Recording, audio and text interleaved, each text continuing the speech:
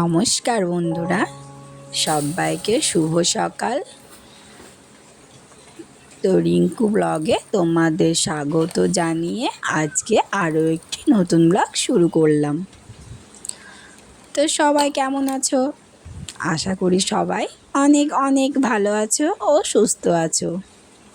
তোমাদের ভালোবাসা আশীর্বাদে আমিও ভালোই আছি। তো দেখো, গাছে লেবু হয়েছিল, তো লেবুগুলো তুলে নিয়ে আসলাম।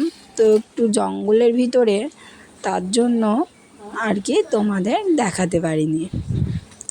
তো এখন বাজে সকাল 7:30 মতো। আজকে শুক্রবার, তো কালকে বৃহস্পতিবার ছিল, তোমাদের সাথে শেয়ার করা হয়নি। কালকে একটু নিমন্ত্রণ ছিল, তো বিকেলবেলায় সেখানে গিয়েছিলাম। ভেবেছিলাম তোমাদেরকে সঙ্গেই নিয়ে যাব। তো তারপর আর একটু সন্ধ্যা লেগে গেছিলো বাড়ি থেকে বার হতে, তো তোমাদের সাথে শেয়ারও করা হয়নি। আর আজকে দেখো, আমি গ্যাসে ভাতটা বসিয়েছি আর উনুনে তরকারিটা করে নেব। গত বছরের পুরানো পাটকাঠি ছিল, তো পাটকাঠিগুলো তো শেষ করতে হবে। তো ওই জন্য ভাবলাম যে আজকে আর গ্যাসে রান্না করব না, উনানেই করে নেব। তো আমি গ্যাসে উনুনে সব কিছুতে মিলিয়ে মিশিয়ে করি।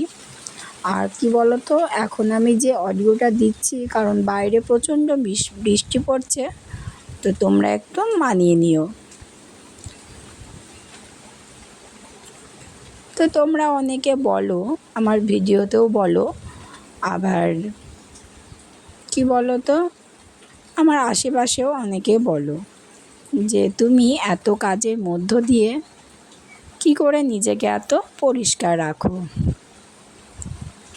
সত্যি কথা বলতে কি, আমার পরিবেশটা অতটা পরিষ্কার না হলেও আমি যথাসম্ভব চেষ্টা করি আমার পরিবেশটাকে গুছিয়ে রাখার। তো কিভাবে আমি গুছিয়ে রাখি, আমার ধরো মেয়ে আছে একটা ৮ বছরের মেয়ে আর ২ বছরের ছেলে। তো ছেলের বয়স এখনও ২ বছর হয়নি। তো তার মধ্যে আমি এত কাজ কিভাবে করি সেটাই তোমাদের সাথে শেয়ার করব। এত পরিমাণে বৃষ্টি পড়ছে যে আমি অডিওটা দিতে গিয়েও না আমার ঠিক কেমন যেন লাগছে। তাছাড়া আমি এমনি খালি গলাতে তোমাদের সাথে কথা বলি, কোনো মাইক ইউজ করি না। তো কাজ করা বলতে কি বলো তো, সব থেকে নিজের মনটাকে আগে না পরিষ্কার রাখতে হবে। কেন পরিষ্কার রাখতে হবে? তুমি যদি সারাদিন একটা জিনিস নিয়ে পড়ে থাকো তাহলে ধরো চলবে না। আর আমার এতটা পরিমাণে কাজ যে আমি মাথা থেকে সারাদিনে কি করব, সকাল থেকে রাত্রে যখন ঘুমোবো তো সকালে পরপর কি কাজ করব সেগুলো আমার মাথায় চলে আসে। তো আমি পরপর করে নিই। আমার ছেলেকে মা ধরে, তারপর আমি রান্না করি। তারপরে আমি যখন রান্না করে উঠি তখন ছেলেকে আমি নিয়ে একটু ঘুরে বেড়াই, তখন মা রান্না করে। তো তোমরা বলতেই পারো যে মা কেন রান্না করে। তো মা রান্না করে কারণ আমরা আলাদা, আমাদের আলাদা সংসার, তার জন্য মা আবার রান্না করে। আর আমি কি বলো তো, একটু নিজেকে না একটু গুছিয়ে রাখতে বেশি ভালোবাসি। আর তার থেকেও বেশি ভালোবাসি তোমাদের দাদাভাইকে। তো তোমাদের দাদাভাই আমাকে সকল সময় এতটা গুরুত্ব দেয়, এতটা কেয়ার করে যে ওর জন্য আমাকে একটু গুছিয়ে রাখতেই হয়।